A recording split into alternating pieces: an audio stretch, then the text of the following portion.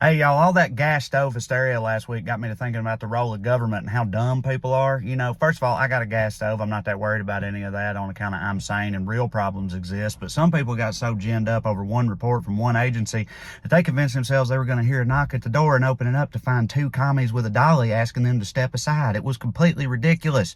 There was never much of anything to that one, but it got me to thinking, what if there had been?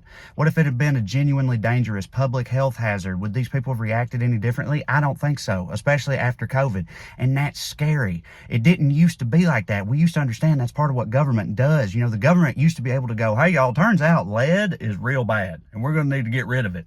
And then they just get rid of the lead. But I don't think that would happen today. If as long as a Democrat was in office, if they put out that lead report today, these same idiots would be all over social media with fistfuls of number 2 pencils like, come and take them, because they're too dumb to know that ain't the same thing. You know it would happen.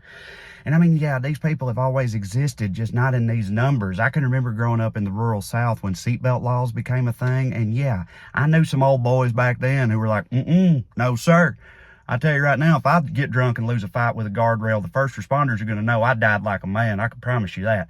Like, they did exist, just not in these quantities.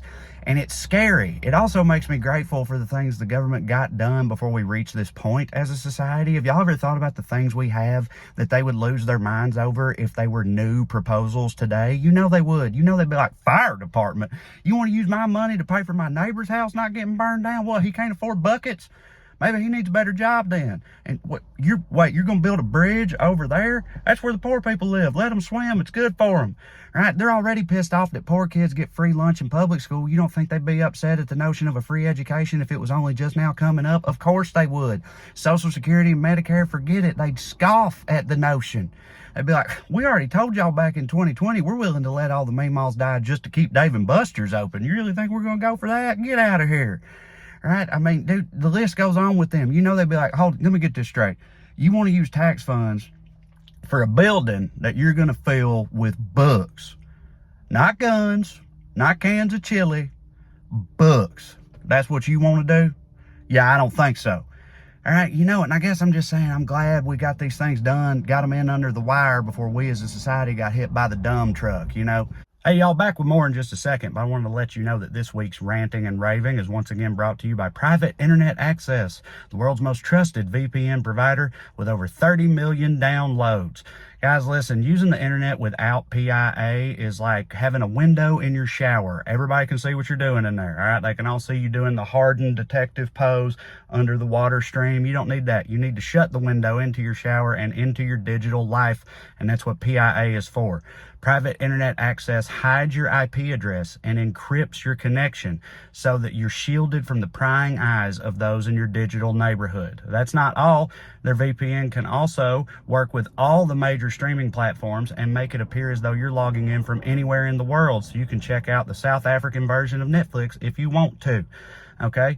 PIA is also available on all the major platforms, and with your subscription, you can protect up to 10 devices at the same time. Pretty sweet. So here's what you need to do.